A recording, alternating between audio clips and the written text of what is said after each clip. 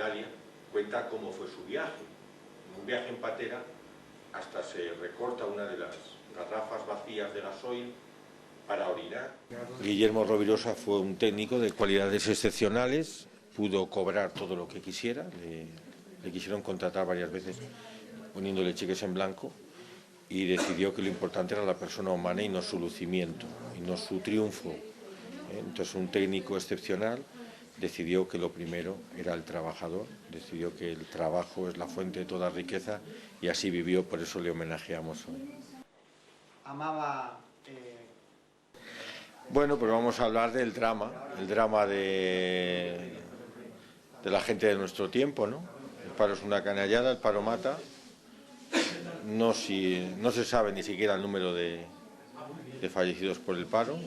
El trabajo es lugar de muerte, la gente se suicida, las mujeres abortan por razones laborales. Hay estudios que hablan de 16.000 muertos en el trabajo al año, y si miramos al mundo entero, pues una barbaridad, miles y miles. O sea, vamos a hablar de la gravedad de este problema, ¿no? Y de que no es casual. Lo más importante es que nos demos cuenta que no es el clima quien genera el paro, no es la tierra quien genera el paro lo generan los mecanismos económicos, que están bien estudiados, aunque no le interese mucho a las universidades decirlo, ¿no? El paro se genera porque es un negocio. Cuando hay paro, pues todo trabajador sabe que está dispuesto a cobrar menos. Para que él era también un converso. No tenemos ni datos. Las universidades se dedican a estudiar cosas, por ejemplo, las universidades de Las Palmas, en donde yo vivo, estudia cosas tan interesantes como que quizá bebiendo agua salada se puede sobrevivir. En vez de pensar que la gente se muere de beber agua salada en las pateras, la universidad estudia que quizá bebiendo agua salada se puede vivir. No hay ninguna universidad española, ni privada, ni pública, ni de izquierdas ni de derechas, no hay ninguna universidad dando los datos reales del paro. No hay ni el más mínimo interés en saber cuáles son los datos reales. De vez en cuando hay estudios puntuales que te informan de cosas tan graves como que el 60% de la economía mundial, el 60% es economía sumergida.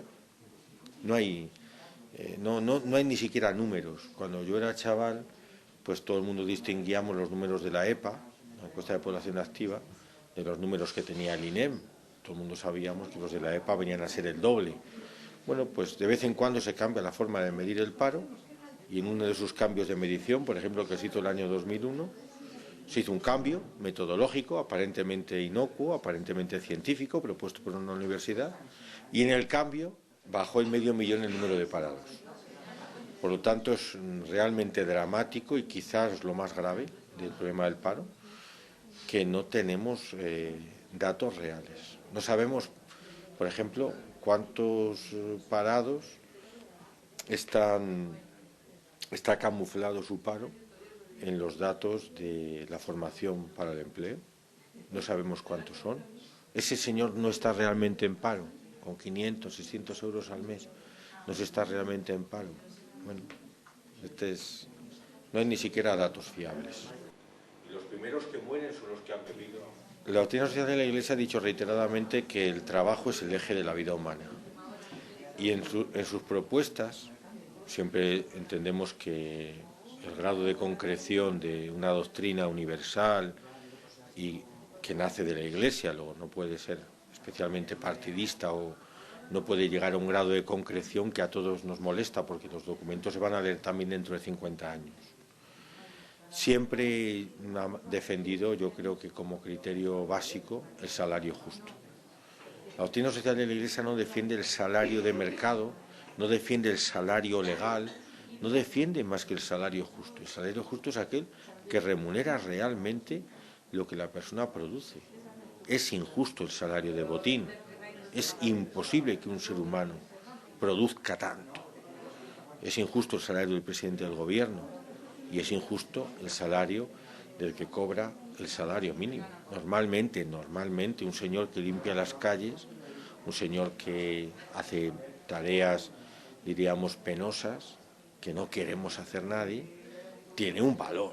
Y normalmente el valor de lo que hacen algunos está sobredimensionado y el valor de lo que hacen otros está infravalorado. Entonces, la doctrina de la Iglesia no es muy complicada. Salario justo. Y luego tiene más ideas.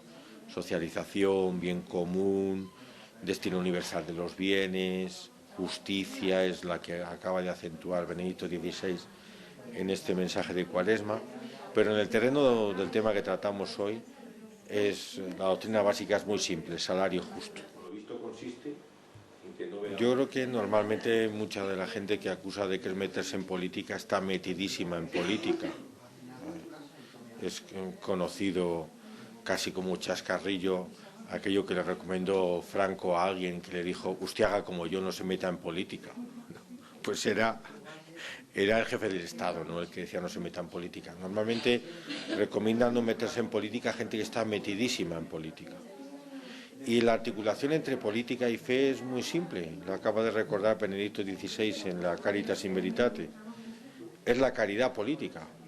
Hay una forma de amar al otro que pasa por la política.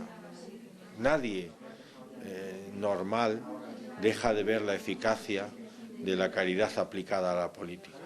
Cuando tú tienes una zanja delante de tu casa, no hay nadie que pase a los niños uno por uno un día entero, ¿no?, pasando niños para eludir una zanja. Todo el mundo pone una tabla sólida o una cosa de hierro, ¿no?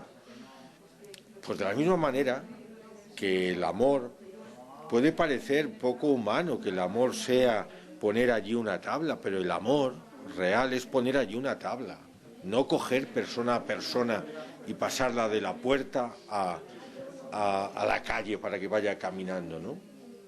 El amor pasa por poner sal en las calles cuando hay hielo, no en llevar a hombros o en brazos a las personas para que no se caigan. Entonces, pongo estos ejemplos casi un poco ridículos en esta línea, ¿no? La caridad política, las estructuras, las instituciones llaman a la caridad política. 7 millones de parados, gente que se suicida,